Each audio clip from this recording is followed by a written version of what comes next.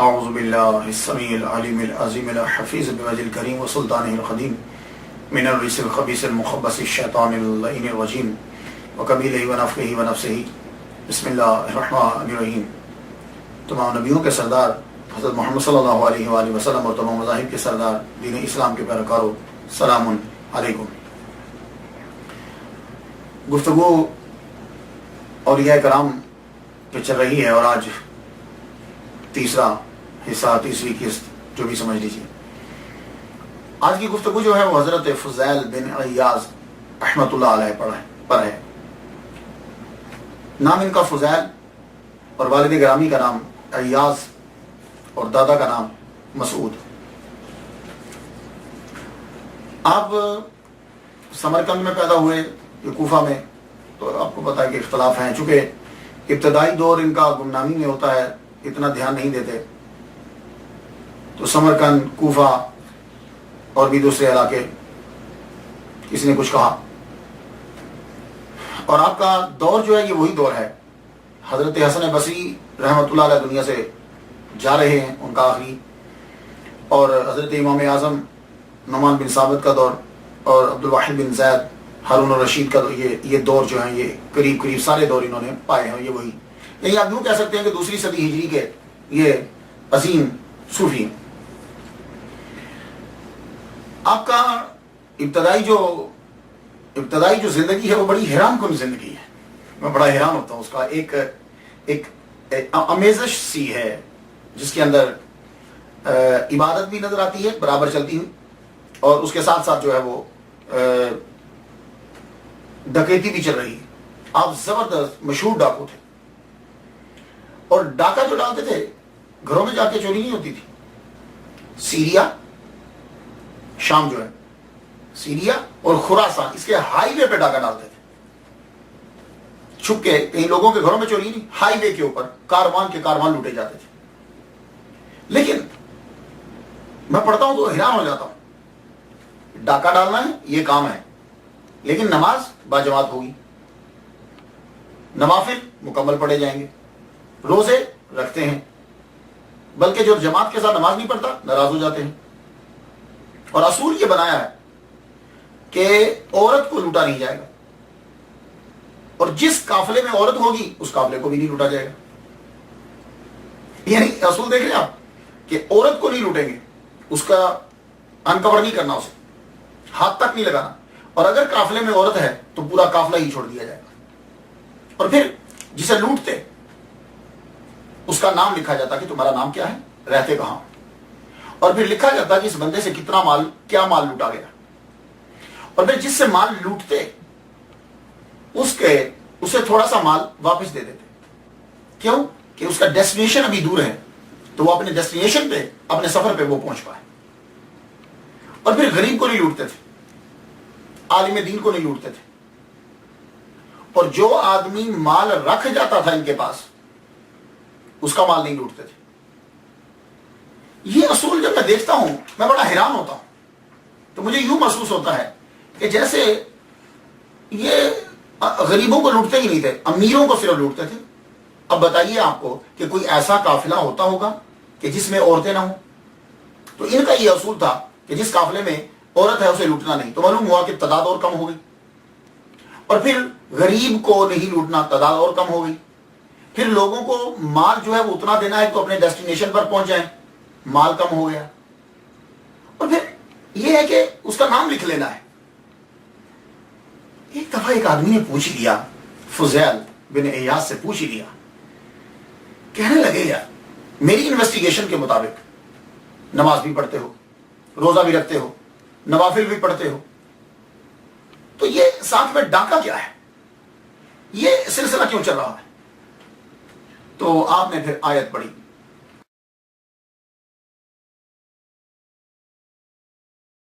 وَآخَرُونَ اعْتَرَفُوا بِذُنُوبِهِمْ خَلَطُوا عَمَلًا صَالِحًا وَآخَرَ سَيِّئًا عَسَى اللَّهُ أَن يَتُوبَ عَلَيْهِمْ إِنَّ اللَّهَ غَفُورٌ رَحِيمٌ۔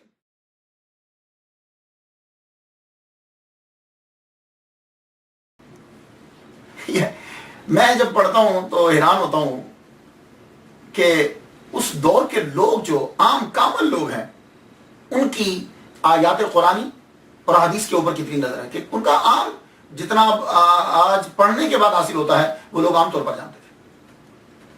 یعنی یہ آج پڑھ کر اس کو سنانے کا مطلب یہ تھا کہ مجھے رب تعالیٰ سے امید ہے ایک دن کام ہو جائے گا. بس یہ کچھ ادائیں تھیں ان کی خاص کہ رب تعالیٰ پھر ایک دن ان کو موڑ کے واپس لے آیا. حضرت فضیل بن عیاض ایک دن ڈاکہ ڈالنے کے لیے گئے. قافلے والے سوئے ہوئے ہیں, رات کی تاریکی ہے, اور آپ نے کہا کہ ان کو غفلت میں جا دو. تو ڈاکے کے لیے جب پہنچے قافلے والے سوئے ہوئے ہیں, تو آپ ایک خیمے کے قریب سے گزرے, اس خیمے کے اندر سے قرآن مجید کی آواز آ رہی تھی.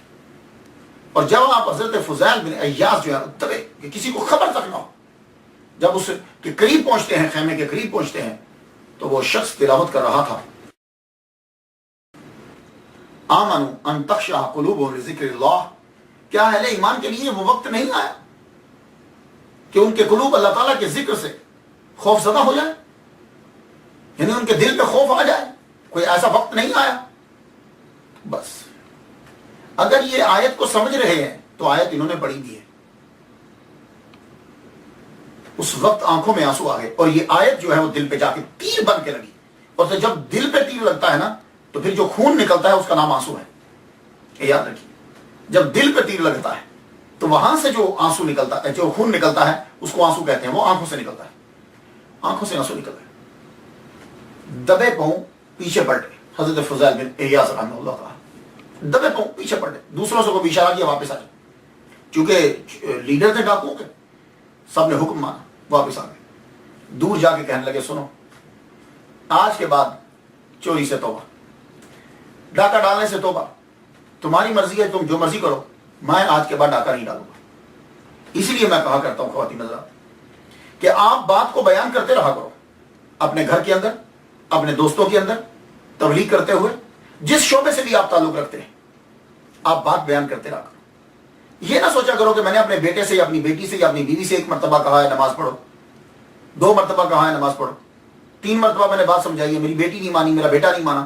نہیں, کوئی ایسا وقت آئے گا کہ اس وقت میں وہی بات جس کو آپ نے 50 مرتبہ دہرایا اور اس نے اثر نہیں کیا, ہو سکتا ہے وہ کسی لمحے زندگی کے کسی موڑ پر آ کے وہی بات اثر کر جائے. وما علینا الا البلاغ, کیا ہے کہ بس ہم نے پہنچانا ہے, تو وہ بات کو پہنچاتے رہیے. تو اسی لیے میں امید کروں گا کہ یہ جو ہم نے سلسلہ شروع کیا ہے اولیاء کرام کا تذکرہ کا, یہ آپ میری مدد کریں گے, آپ اس میسج کو آگے تک پہنچائیں گے, خود بھی سنیں گے اور دوسروں کو بھی جو ہے وہ سنائیں گے, اور جہاں تک نہیں پہنچ پاتے آپ یہ ہمارا لنک جو ہے وہ وہاں تک پہنچائیں گے, تاکہ ہم لوگ شامل ہو جائیں اس پیغام کو پہنچانے میں. تو حضرت فضیل نے جب کہا کہ بھائی میں آج کے بعد چوری نہیں کروں گا, آپ نے دوستوں کو چھوڑا اور وہ دفتر جو تھا جس کے اندر نام لکھتے تھے وہ لے لیا ان سے, لے کے چل پڑے. آپ ریشم کا کلا پہنتے تھے, کپڑے بڑے قیمتی پہنتے تھے آپ, اور گلے میں تسبیح لٹکائے رکھتے تھے. سب کو چھوڑ چھاڑ کے صحرا میں جا رہے ہیں اور آنکھوں سے آنسو جاری ہیں. راہ میں ایک قافلے والوں نے پڑاؤ ڈالا, انہوں نے ان کے گلے میں تسبیح دیکھی, سر پہ پگڑی ریشم کی, انہوں نے سمجھا سے کوئی اور آدمی ہے, پہچانتے نہیں تھے. تو ایک صاحب بیچ میں سے بولے, کہنے لگے بھائی پڑاؤ تو ڈال دیا ہے قافلے والوں, دھیان سے رہیے گا, یہاں بہت بڑا ڈاکو فضیل ہے, مال لوٹ لیا کرتا سب کا. اتنا کہنا تھا, حضرت فضیل رو پڑے, بلند آواز سے انہیں کہنے لگے بے خوف ہو کر یہاں قیام کرو, فضیل ڈاکو تمہارے پہ ڈاکہ نہیں ڈالے گا, اس لیے کہ وہ میں ہی ہوں اور میں نے توبہ کر لی. اللہ اکبر, اللہ شکر. حضرت فضیل بن عیاض توبہ کر چکے, اب توبہ مکمل کرنی ہے. اب انہوں نے اس دفتر میں نام جو رجسٹر پہ لکھے ہوئے تھے ان لوگوں کے گھروں میں پہنچے, کیونکہ وہ ایڈریس لکھ لیتے تھے, مال لکھ لیتے تھے, اور جس کا دے سکتے تھے مال تھوڑا تھا اسے مال دیا, اور جس کا نہیں دے سکتے تھے اس سے جا کے معافی مانگی کہ مجھے معاف کر دو. وہ جیسے تیسے راضی ہوتا تھا, اس سے اپنے جرم کی معافی مانگتے تھے, اور وہ کہلواتے تھے اس کے منہ سے کہ تم کہو کہ میں نے تیرے جرم کو معاف کر دیا. اللہ. اب تو دیکھیے, جو جب فضیل اتنے مشہور تھے ڈاکہ ڈالنے میں, تو جب یہ معافی مانگنے جاتے ہوں گے تو اس بات کی شہرت کتنی پھیلی ہوگی. کئی لوگوں کی تو آنسو نکل جاتے تھے. کئی لوگوں نے جتنوں تک آپ پہنچ پائے, جن سے ملاقات ہو سکی, سب سے آپ نے اپنے جرم کی معافی چاہی, اور جس طرح تدارک ہو سکتا تھا آپ نے کیا. پھر آپ کے من میں یہ آیا کہ میں اب علم دین حاصل کروں مکمل. اس دور میں ڈھونڈا کہ سب سے بڑا عالم کون ہے, تو کوفہ میں پتا چلا کہ نعمان بن ثابت رحمت اللہ علیہ المعروف امام اعظم ابو حنیفہ وہ ہیں. جا کر ان کی محفل میں بیٹھ کے ان کے مدرسے میں داخلہ لے لیا. تو فضیل بن عیاض رحمت اللہ علیہ امام اعظم رحمت اللہ علیہ کے شاگرد ہیں. علم دین حاصل کیا. حضرت امام اعظم رحمت اللہ علیہ بہت قدر کرتے تھے, ان کی بہت عزت کرتے تھے. اب جب وہاں سے علم حاصل کر لیا قرآن اور حدیث کا, علم حاصل کرنے کے بعد اب من چاہا کہ میں تصوف میں قدم رکھوں. تو تصوف میں جن کی شہرت تھی حضرت حسن بصری رحمت اللہ علیہ. اب تصوف میں ملکہ حاصل کرنے کے لیے حضرت حسن بصری رحمت اللہ علیہ کی بارگاہ میں پہنچے. اور جب آپ بصرہ میں پہنچے تو معلوم ہوا کہ حضرت حسن بصری رحمت اللہ علیہ کا انتقال ہو چکا ہے, آپ دنیا سے رخصت ہو گئے. آپ کا اتنا سننا تھا کہ آپ وہیں بیٹھ کر رونے لگے. حضرت فضیل بیٹھ کر رونے لگے, زاروں کتار رو رہے ہیں. تو ایک آدمی قریب آیا, کہنے لگا روتے کیوں, پریشان کیوں ہوتے ہو؟ حضرت حسن بصری رحمت اللہ علیہ کا پورا فیض موجود ہے. خواجہ عبد الواحد بن زید رحمت اللہ علیہ یہ ان کے مرید خاص ہیں. ان کو انہوں نے وہ خرقہ عطا فرمایا ہے کہ جو محمد صلی اللہ علیہ وسلم نے مولا علی کو دیا تھا اور مولا علی نے حضرت حسن بصری رحمت اللہ علیہ کو دیا تھا اور حضرت حسن بصری رحمت اللہ علیہ نے عبد الواحد بن زید کو دیا ہے. وہ ان کے پاس خرقہ ہے, تو ان کے مرید ہو جاؤ. تو خواجہ فضیل بن عیاض رحمت اللہ علیہ یہ مرید ہوئے عبد الواحد بن زید کے. انہوں نے سینے سے لگایا, مرید بنایا, نصاحت کیے اور فرمانے لگے جاؤ آج کے بعد تمہارا نام محبان خدا کی فہرست میں لکھا گیا ہے. بڑی سعادت ہوتی ہے کہ پیر یہ جملہ کہہ دے. تو یہ بات یاد رکھیے کہ یہاں آپ کو بتاتا جاؤں کہ چشت اہل بہشت ان کے جو پیشوا ہیں, جو امام ہیں, بانی ہیں, ان میں سے یہ فضیل بن عیاض چوتھے ہیں. تو چشت اہل بہشت اپنا شجرہ جب شروع کرتے ہیں تو حضرت علی سے, حضرت علی کے خلیفہ حضرت حسن بصری رحمۃ اللہ علیہ, حضرت حسن بصری رحمۃ اللہ علیہ کے خلیفہ جو ہیں وہ حضرت عبد الواحد بن زید, حضرت عبد الواحد بن زید رحمۃ اللہ کے خلیفہ فضیل بن عیاض. یوں چشتیوں کا شجرہ جو ہے وہ شروع ہوتا ہے. تو یہ چوتھے پیشوا ہے. ان سے اندازہ لگا لیجئے کہ کتنی اہمیت ہے. وہاں سے تصوف میں تعلیم لینے کے بعد حضرت فضیل بن عیاض رحمۃ اللہ علیہ, اللہ تعالیٰ نے, آپ نے شادی تو کی تھی, اللہ تعالیٰ نے آپ کو ایک بیٹا اور 2 بیٹیاں عطا فرمائی. بیٹے کا نام علی رکھا آپ نے. واپس آئے, عراق کے شہروں کے اندر سکونت اختیار کی, پھرتے رہے, بڑا عرصہ پھرے.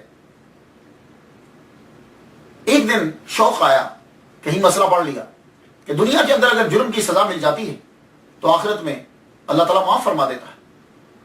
تو اپنے مرید ایک سے کہتے ہیں جاؤ مجھے امیر شہر کے پاس لے جاؤ کہ وہ میرے جرموں کی مجھ پہ حد جاری کر دے, اللہ حد نافذ کر دے تاکہ میں پاک ہو جاؤں. آپ کے اصرار کے اوپر وہ شخص آپ کو امیر شہر کے پاس لے گیا. امیر شہر کے پاس لے کر کہنے لگے حضور یہ آئے ہیں فضیل بن عیاض کہتے ہیں کہ مجھ پہ حد نافذ کی جائے. تو دنیا تو اب جانتی تھی, اللہ اکبر جل شانہ, سب لوگوں نے آپ کے جرم کو معاف کر دیا. جتنا مال تھا سب لوگوں کو واپس کر دیا. امیر شہر احتراماً کھڑا ہو گیا, آپ کی تعظیم کی. جب تک فضیل بن عیاض اس کی محفل میں بیٹھے رہے امیر شہر روتا رہا. آخر وہ خود احتراماً ہاتھ باندھ کے کھڑا اور ایک اپنے دربان سے یہ کہا کہ بڑی عزت اور احترام کے ساتھ ان کو گھر چھوڑ کر آؤ. اب گھر میں جب داخل ہوئے اپنی بیوی سے کہتے ہیں آج بڑا زخم لگا ہے, چلو اب میں یہاں نہیں رہنا چاہتا, میں یہاں سے چلا جاتا ہوں, میں مکہ جا رہا ہوں, تم میرے ساتھ چلتی ہو تو فابیا, لیکن کہو نہیں جانا چاہتی میں تمہیں طلاق دے دیتا ہوں. بیوی کہنے لگی مرتے دم تک آپ کے ساتھ رہوں گی. اپنی بیٹیوں کو آپ لے کے وہاں سے چلے, روانہ ہوئے. خانہ کعبہ میں پہنچ کے خانہ کعبہ کی مجاورت اختیار کر لیا آپ نے. خانہ کعبہ میں وہ چاہے زمزم کے پاس بیٹھتے, وہاں سے پانی نکال کے حاجیوں کو پلاتے, پانی نکال کے لوگوں کو پلاتے, اور یوں آپ کا گزر بس جو ہے وہ آپ کی ہوتی رہتی. تصوف میں مشہور ہوئے.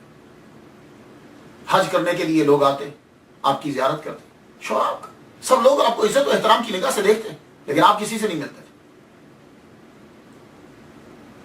زیادہ تر وقت جو ہے وہ کیا کرتے, آپ کمرے کے اندر ہی گزارتے, میں کسی سے ملتے دعا یہی کرتے رہتے میں بیمار ہو جاؤں تاکہ باہر جانا نہ پڑے مجھے. رات آتی تو خوش ہو جاتے کہ اب لوگ مجھے ملنے کے لیے نہیں آئیں گے.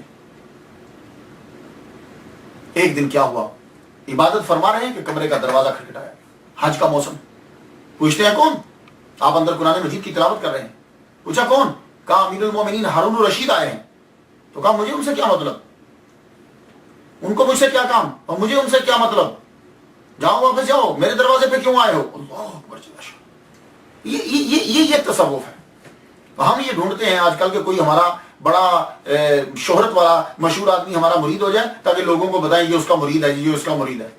اور فضیل بن عیاض کہہ رہے ہیں کیا واسطہ ہارون الرشید. اب ٹائم نہیں ہے ورنہ میں آپ کو بتاؤں کہ یہ کتنا اس کا دور سنہری دور کہلاتا ہے, اسلامی دور سب سے بڑا دور ہے اس کا, زبردست, کہ جس میں اسلام نے بڑی ترقی کی ہے. ہمارے اسلامی مسلمانوں نے سائنس کے لحاظ سے ہر لحاظ سے ترقی کی. کہا جاؤ چلے جاؤ. انہوں نے کہا, ساتھ ان کا وزیر تھا, کہنے لگا آپ اجازت نہیں دیں گے تو ہم بلا اجازت اندر آ جائیں گے. کہنے لگے بلا اجازت آنے کے تم مختار ہو لیکن میں تمہیں اپنے پاس آنے کی اجازت نہیں دیتا. وزیر کو, امیر المومنین کو یہ کہہ رہے ہیں. انہوں نے زبردستی دروازہ کھولا اور اندر آئے. جو ہی وہ اندر داخل ہوئے فضیل بن عیاض رحمۃ اللہ علیہ نے دیے کو بجھا دیا. اندھیرا ہو گیا تاکہ میں بادشاہ کی شکل ہی نہ دیکھ سکوں. اندھیرا جب ہو گیا وہ آئے, آگے انہوں نے ہاتھ یوں ٹٹولا تو آپ کا ہاتھ حضرت فضیل بن عیاض رحمۃ اللہ علیہ کے ساتھ لگا. جب ان کے ساتھ ہاتھ لگا تو فرمانے لگے ہاتھ تو بڑا نرم ہے, اگر دوزخ کی آگ سے بچ جائے. میں نے آپ کو کہا نا کہ بس وقت ہوتا ہے کہ جب جملہ اثر کر جاتا ہے. امیر المومنین وہیں بیٹھ گیا, ہارون الرشید بیٹھ گیا. کہنے لگا حضور مجھے کچھ نصیحت کیجیے, مجھے کچھ نصیحت کیجیے. حضرت فضیل بن عیاض رحمۃ اللہ علیہ نے کہا یہ ہارون الرشید عباسی خلفاء کہلاتے ہیں اور یہ سارے عباسی جو ہیں حضرت عباس حضور صلی اللہ علیہ وسلم کے چچا کی اولاد میں سے. تو سب سے پہلے سنایا, کہا سنو صلی اللہ علیہ وسلم کے چچا اور تمہاری جد, تمہارے ابا جن کی اولاد سے ہو, انہوں نے ایک دن حضور صلی اللہ علیہ وسلم سے یہ کہا کہ محمد مجھے کسی ملک کی امیری دے دو, امارت دے دو, امیر بنا دو کسی ملک کا مجھے. تو حضور صلی اللہ علیہ وآلہ وسلم نے چچا کی طرف دیکھتے ہوئے کہا چچا اطاعت حق جو ہے وہ اس سے بہتر ہے. یعنی اللہ تعالیٰ کی تابع فرمانی اور اس کی اطاعت یہ بہتر ہے کہ تم جاؤ کسی ملک کا میں تمہیں امیر بنا دوں. بتانا کیا تھا کہ یعنی یہ کوئی بڑی چیز نہیں ہے, زیادہ بڑی چیز ہے بادشاہ اللہ تعالیٰ کی اطاعت ہے. امیر ہارون الرشید کہہ رہے ہیں کچھ اور نصیحت کیجیے. اب آپ دیکھیے کیا انداز ہے, اب آپ اس کو بتا رہے ہیں معاشرہ کیسے ٹھیک کرنا, رعایا کو کیسے ٹھیک کرنی. پہلی مثال دے کر بتایا کہ تو خود کو ٹھیک کر, دوسری مثال دے کے اب فرما رہے ہیں کہ معاشرے کے ساتھ کیسا برتا ہونا چاہیے. فرما لگے جتنے بڑے ہیں جتنے بوڑھے ہیں سب کو باپ سمجھو, اور جتنے جوان ہیں سب کو بھائی سمجھو, چھوٹے ہیں بچوں کی طرح سمجھو, عورتیں ہیں ماں بہن کی طرح سمجھو. تو جب بادشاہ اپنی ساری رعایا کو یوں فیملی سمجھنے لگ جائے گا تو پھر وہ ان پہ ظلم نہیں کرے گا, ان کا خیال رکھے گا. اور یہی بتلانا تھا کہ تم اپنی رعایا کے ساتھ اس طریقے سے سلوک کرو. حضرت فضیل بن عیاض نصائح پہ نصائح کرتے چلے جا رہے ہیں اور امیر المومنین رو رہے ہیں, ہارون الرشید رو رہا ہے.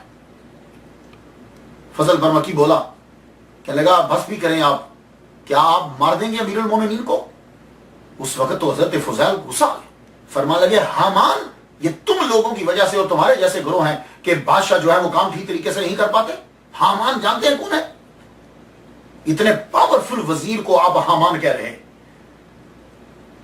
ہارون الرشید نے غصہ نہیں کیا بلکہ کہنے لگا یہ تجھے حامان اس لیے کہا کہ مجھے فرعون تصور کر رہے ہیں. پھر بھی وہ نصائح کرتے رہے اور وہ سنتا, اور کیجیے. فرمان لگے جاؤ بس کافی ہو گیا.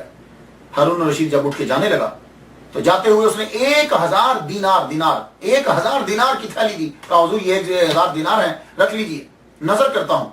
فرمانے لگے میں تجھے دوزخ سے بچانے کی کوشش کر رہا ہوں اور تو مجھے مصیبت میں مبتلا کر رہا. میری نصیحتوں کا تجھ پر یہ اثر ہوا کہ تو پھر مجھے 1000 دینار دے رہا. مجھے اس کی ضرورت نہیں ہے, لے جا.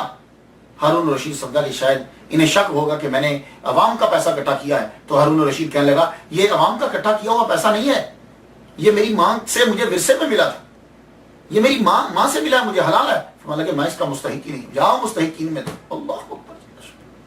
یہ ہے تصوف, یہ ہے تصوف. اس لیے ہم ولی اللہ اولیاء کرام کے تذکرے کرتے ہیں, ان کو پوچھتے نہیں ہیں ان کی باتوں. آج میں پڑھ رہا تھا اسٹڈی کرتے ہوئے مسجد کے اندر, میری آنکھوں سے آنسو جاری تھے. حضرت ابراہیم بن ادم کا میں قصہ پڑھ رہا تھا جب ان کا بیٹا ان سے ملا. انشاءاللہ ہم بیان کریں گے اگلی قسط میں. میں روتا رہا ہوں. یہ ان کی جو سیرت ہوتی ہے, ان کے واقعات جو ہیں وہ انسان کی زندگی کو چینج کر دیتے ہیں. 30 سال تک حضرت فضیل بن عیاض رحمۃ اللہ علیہ نہیں ہنسے. 30 سال تک. تھوڑا عرصہ نہیں ہوتا. ہم لوگ ایک دن نہ ہنسیں تو سارے گھر کے اندر عجیب سی کیفیت طاری ہو جاتی ہے. 30 سال تک آپ کبھی ہنسے نہیں. اور آپ کے مرید خاص بیٹا شیخ علی رحمۃ اللہ علیہ, وہ بھی چاہے زمزم پر ہی بیٹھا کرتے تھے اس کے بعد ابا کی طرح, ہر وقت روتے رہتے تھے. تو اللہ اکبر.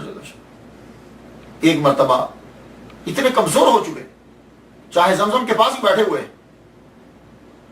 کوئی صاحب قریب سے گزرے, سورہ ابراہیم کی آیت جو ہے وہ پڑھتے ہیں, وَتَرَ الْمُجْرِمِينَ يَوْمَئِذٍ 49 ہے یہ سورہ ابراہیم کی. وَتَرَ الْمُجْرِمِينَ, تو دیکھے گا مجرموں کو. بس اتنا تھا کہ آپ کے بیٹے صاحبزادے, اسی وقت گریہ زاری شروع ہوئی اور اسی کے اندر آپ کا انتقال ہو, چاہے زمزم کے پاس ہی انتقال ہو. اللہ, اکلوتا بیٹا انتقال ہو گیا تو آپ ہنسے. 30 سال کے بعد بیٹے کے مرنے پر ہنسے. سب لوگ بیٹے کے مرنے پر روتے ہیں, اور وہ بھی اکلوتا ہو, بندے کو ہوش نہیں آتی, اپنے بیٹے کے مرنے پر ہنسے. اللہ اکبر جل شانہ. ابو علی رازی, آپ کے مرید خاص ابو علی رازی, وہ بولے, کہنے لگے حضور میں نے 30 سال تک آپ کو کبھی ہنستے ہوئے نہیں دیکھا, آج آپ کیوں ہنسے ہو؟ اور یہ جملہ سننا, جو جملہ انہوں نے سنا اور انہوں نے سنایا, آپ لوگ بھی سن لیجئے. اور یہی ٹائٹل ہے, یہی جملہ ٹائٹل ہے آج کا. ہر جملہ کوئی نہ کوئی ٹائٹل ہوتا ہے, یہ جملہ ٹائٹل ہے. کہنے لگے میرے مالک نے میرا بچہ لیا, وہ اس بات پر راضی ہے, تو جس پہ وہ راضی ہو میں کیوں نہ ہنسوں. یہ جملہ ٹائٹل ہے. یہ ہم سب لوگوں کے لیے ایک بڑی ڈھارس ہے. وہ میرا مالک ہے, میرے مالک نے بچہ واپس لے لیا, وہ اس پہ راضی ہے, تو جس پہ وہ راضی ہے, جس بات پہ میں اس پہ کیوں نہ ہنسوں. آپ کا آخری وقت آیا, آپ کو معلوم ہو گیا کہ میں اپنے رب کے پاس واپس اب جا رہا. تصوف کے اندر تنہائی, اسے تنہائی جس چیز سے تنہائی ملتی ہے اس چیز کو پسند کرتے ہیں. رات کو بڑا خوش ہوتے ہیں, رات آ گئی نا تنہائی. اور حضور صلی اللہ علیہ وآلہ وسلم کی سنن کے پابند. ایک مرتبہ وضو فرمایا, تو وضو کے اندر آپ کو معلوم ہے نا کہ ہر عضو کو 3 مرتبہ دھونا ہوتا ہے, یہ سنت ہے. ہاتھ دھونے ہیں تو 3 مرتبہ, کلی کرنی تو 3 مرتبہ, ناک میں پانی ڈالنا 3 مرتبہ. اس دن کیا ہوا کہ بازو دھوتے ہوئے 2 بار دھو دیا, 2 بار بازو دھویا, تیسری مرتبہ نہیں دھویا اور سو گئے. سرکار صلی اللہ علیہ وآلہ وسلم خواب میں تشریف لائے, کہنے لگے فضیل آج تو نے بازو 2 بار دھویا ہے, 1 بار نہیں دھویا, بھول گیا تو. محمد صلی اللہ علیہ وسلم کی کتنی نظر ہے اپنے امتیوں. کیا آپ کو یہ بھی پتا ہے کہ 2 بار دھویا بازو, 3 بار نہیں دھویا. اللہ اکبر جل شانہ. اپنی بیوی کو بلا کے وصیت کی جب دنیا سے جا رہے ہیں, کہنے لگے اب میں جانے لگا ہوں, یہ میری 2 بیٹی ہیں, تو پتہ کیا کرنا, جب مجھے دفنا لیا جائے تو اب دونوں بیٹیوں کو لے کر کوہ ابو قبیس پہ چڑھ جانا. پہاڑی پہ چڑھ کے جب تم کوہ ابو قبیس پہ جانا تو اللہ تعالیٰ سے عرض کرنا فضیل نے زندگی بھر ان کی پرورش کی, وہ قبر میں جا چکا ہے, اب یہ تیرے سپرد کر دی, تیرے سپرد کر دی. ابھی وہ یہ جملے پورے کر نہیں پائی تھی کہ نیچے سے سلطان یمن گزرا. سلطان یمن نے جب دیکھا, دونوں بیٹیوں کو اپنی کفالت میں لیا اور بیٹیوں کی ماں کی اجازت سے دونوں لڑکیوں کی شادی اپنے دونوں بیٹوں کو. یہاں ایک جملہ عرض کر جاؤں, یہ جملہ ضرور بتائیے گا, سب لوگوں کو بتائیے, جو بندہ سن رہے گا یہ جملہ ضرور بتانا. فضیل کیا کرتے تھے ڈاکہ ڈالتے ہوئے, عورت کو ہاتھ نہیں لگاتے تھے, اور جس قافلے میں عورت ہوتی تھی اس قافلے کو نہیں لوٹتے تھے. اور جس نے زندگی بھر دوسروں کی عورتوں کی عزت کی, خدا تعالیٰ نے اس کی بچیوں کی بھی عزت کی,